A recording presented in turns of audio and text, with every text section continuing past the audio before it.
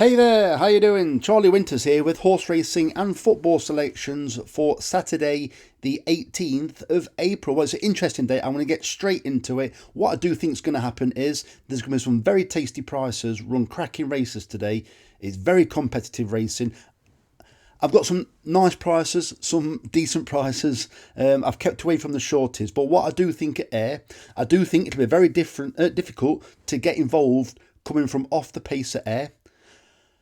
At Newbury, it's just ridiculously competitive. I've just gone for one race at Newbury, and that's the big race. So let me get straight into the horses. So what I've gone for is, it's a bit of a fingers crossed day. Huge races, very competitive. So I've gone for a 5p each way, Super Hinds, 50p each way singles, and just a hopeful 25p each way accumulator. So the first selection, as you can see, is Urban Lion at 14-1, 5 places instead of 4 in the 310 at Newbury. This must have been trained to peak at the Lincoln meeting. It came there very fit, very well handicapped, and ran a very good race, winning the Lincoln. I don't think it's become a bad horse overnight. I think 14-1 is too short. Who knows about the draw really? It's drawn 26. What you are getting is an extremely, for me, it's still a well-handicapped horse, a progressive horse, and an extremely fit horse. There's too many question marks over a lot of the other runners. If you can get extra places, get extra places. But I've got first 5, and I like the look of Urban Lion, trained by Jack Shannon. The next selection is, there's 3 fancied horses in this race that dominate the market. It's huge prices after that. Well, one of them has had a gelding operation since the back end of last year. So I'll put a question mark at the side of that one. That horse could improve no end. But what I'm going for is, I'm going for the fact that sometimes they need the next run. So not forever, Forest Phoenix, I thought it ran an encouraging debut to say that it was at Catterick, which it's a nightmare for horses making the debut, in my opinion. It's a roller coaster. And then as you enter the straight, well, you take a sharp corner, you enter the straight, and they're normally all over the place. But it did finish pretty well behind a couple of horses that were okay for the track. So I do think I think it's a straight mile at Thirsk, but it's certainly not a roller coaster like Catterick. I think 28-1. I do think both Easterby horses have got very good chances, but I've opted for Forest Phoenix, just because I think you don't know how much it could progress from its last run to this run, but we will need probably one of the fancied horses to underperform. The next selection is, and this is similar to a few of the others that I've selected, I do believe these horses have been messed around trip-wise, and I do think today's trip will suit these horses, but in this case it's Promontory at 8-1 in the 335 at Ayr. It seems to be gradually progressing the further they're stepping it up in trip. It's trained by Sarah Connor. Not got a clue she is, but obviously you recognise the owner, Malcolm C. Denmark. Powerful connections, or it used to be anyway. I do think this horse will love the step up in trip, even though it's gone from pretty much just over 2 miles to, I think it was 3 miles, 4.5 furlong last time in bad ground. And I don't want it to be racing too far off the pace. It's normally mid-division, but we definitely don't want it any worse than mid-division. I can't remember how many runners there is. Let's say there's 20. I don't want it running any worse than 8th, if I'm being honest, most of the way around.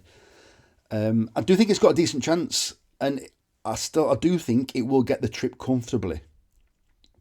The next selection is Calico in the 110 at Ayr. So originally I started this by thinking that horses that dominate will have a good chance, which I kind of do still agree with. However, in the first race, there's about 5 front runners, and I think Calico, it can run from off the pace or mid-division. It's trained by the Skeletons. They seem extremely switched on. I think there could be a battle for the pace, and even at Ayr, where you can get away with it, I don't think 5 horses or 3 or 4 horses vying for the lead will help their cause as they turn for home on soft ground. And I think Calico could mop up any faltering legs in the last quarter of a mile, half a mile. So I think Calico, even though it's only first two, they might be paying first three on Sky Bet. I haven't actually looked today because I've put this bet on with Ladbrokes, which is not always the best idea, but Calico is a decent price.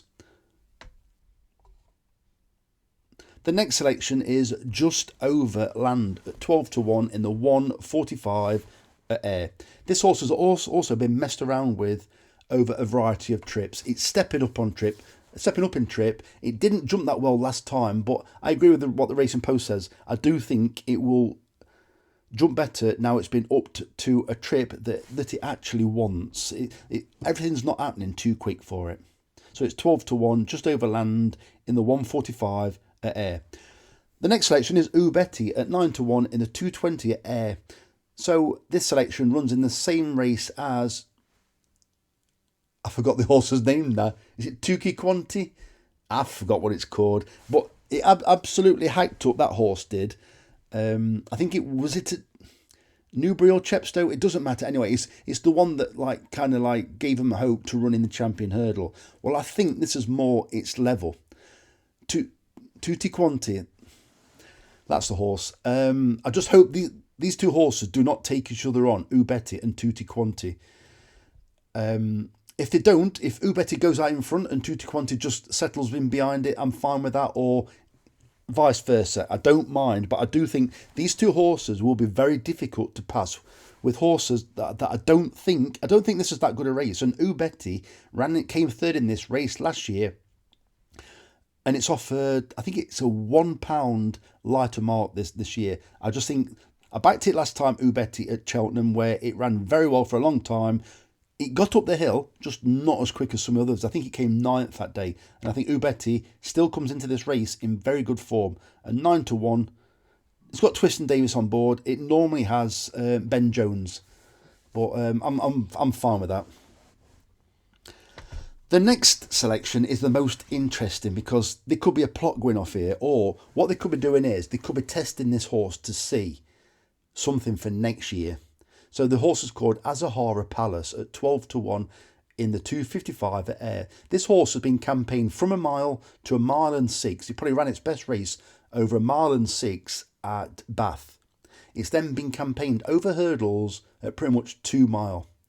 All of a sudden, in this race, it's now stepping up to 3 mile for the first time, which is quite interesting. I actually tipped this horse last time, thinking it had a decent chance in its last race, which was at Kelso, over 2 mile. It stopped. And I'm thinking this horse has maybe been trained for this race for 3 mile, and let's see what happens. But I just think, even if you don't back it, keep an eye on this horse, because why would you campaign a horse regularly over 2 mile? Then all of a sudden, some tasty prize money, and it's up to 3 mile. Very interesting. So those are the selections. The the football selections will be in the description and the first comment for about 12:15. There will be no early kickoffs because it's too late. I apologise for the late video. It's currently 11:45 as I'm doing this video, and it will be up for 12 o'clock. So I wish you the very best of luck. Charlie Winters, over and out. Cheers, mate.